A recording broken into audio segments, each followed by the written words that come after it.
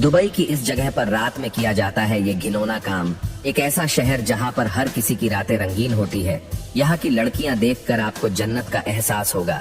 यहाँ पर लोग कुत्ते बिल्ली नहीं पर शेर और हाथी पालना पसंद करते हैं।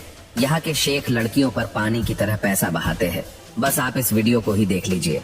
इस देश के लोग ऊंट के मीट को खाना सबसे ज्यादा पसंद करते हैं। यहाँ का बेली डांस पूरी दुनिया में सबसे ज्यादा फेमस माना जाता है।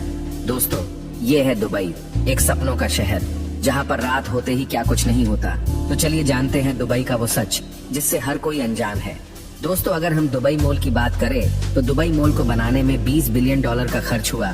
ये मॉल 12 मिलियन वर्ग फुट के क्षेत्र में फैला हुआ है। इसका आकार 200 फुटबॉल के ग्राउंड के बराबर होता है। इस मॉल के अंदर दुबई एक्वेरियम भी है जिसको Guinness book of world records में भी शामिल किया गया है। इसके अंदर आपको 33,000 जलीय जानवर घूमते हुए दिख जाएंगे।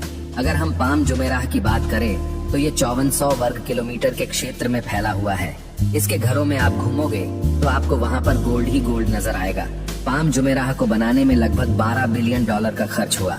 अगर हम बुर्ज अल अरब की बात करें तो इसको बनाने में $1 बिलियन का खर्च हुआ। साथ ही साथ जिस तरफ नजर दौड़ाई जाए सिर्फ गोल्ड ही गोल्ड नजर आता है।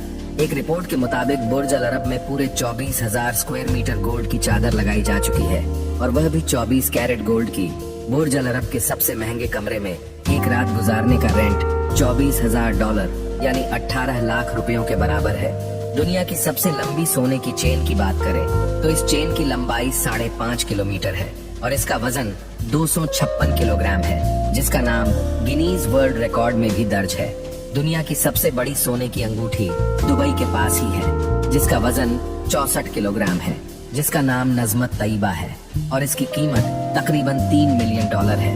विश्व का सबसे बड़ा फ्लावर गार्डन दुबई का मिरेकल गार्डन है। यहाँ 50 मिलियन फूल और 250 मिलियन पौधे लगाए गए हैं। ये गार्डन 72,000 वर्ग मीटर में फैला हुआ है और यहाँ पर हट, एरोप्लेन और कई प्रकार के पशु पक्षी भी फूलों से बने हुए देखने को मिलते हैं और कई ऐसी चीजें बनी हुई है जो आपको हैरत में डाल देती है। दुबई में एकमात्र ऐसा म्यूजियम है जिसको बनाने में 1024 स्टेनलेस स्टील के पैनल का इस्तेमाल किया गया है। इसको बनाने के लिए $134 मिलियन का खर्च किया गया है। दुबई में सोने का फ्रेम भी बनाया गया है जिसको दुबई फ्रेम भी कहा जाता है। इसको बनाने में लगभग $44 मिलियन का खर्चा किया गया है। दुनिया के सबसे ऊंचे नाइट क्लब की बात हो या फिर दुनिया के सबसे ऊंचे स्विमिंग पूल की बात हो, दुनिया का सबसे फास्टेस्ट एलिवेटर, दुनिया का सबसे ऊंचा टेनिस ग्राउंड, दुनिया का सबसे बड़ा एयरपोर्ट टर्मिनल दुबई में ही पाया जाता है। दुबई के लोग सोना पहनना ही नहीं बल्कि सोने को चलाना भी पसंद करते हैं। मतलब कि कार भी सोने की होती है और कार भी ऐसी वैसी नहीं बल्कि दुनिया की सबसे महंगी सुपर कार आपको दुबई में आसानी से सड़कों पर घूमती नजर आएगी। यहाँ तक कि दुबई पुलिस भी लैम्बोर्गिनी, फेरारी और बेंटली जैसी सुपर कार चलाती है ताकि वे क्रिमिनल्स को आसानी से पकड़ सकें, क्योंकि वहाँ क्रिमिनल्स भी सुपर कार ही चलाते हैं। ये तो कुछ भी नहीं, यहाँ के लोग खाने में भी सोने का इस्तेमाल करते हैं। एक रिपोर्ट के मुताबिक साल 1990 में दुबई में एकमात्र गगनचुंबी इमारत वर्ल्ड ट्रेड सेंटर हुआ करती थी, लेकिन आज दुबई में कुल 911 ऊंची इमारतें हैं, जिसमें विश्व की सबसे ऊंची इमारत बुर्ज खलीफा है। इस इमारत का निर्माण वर्ष 2010 में पूर्ण हुआ और तब से लेकर अब तक ये विश्व की सबसे ऊंची इमारत है।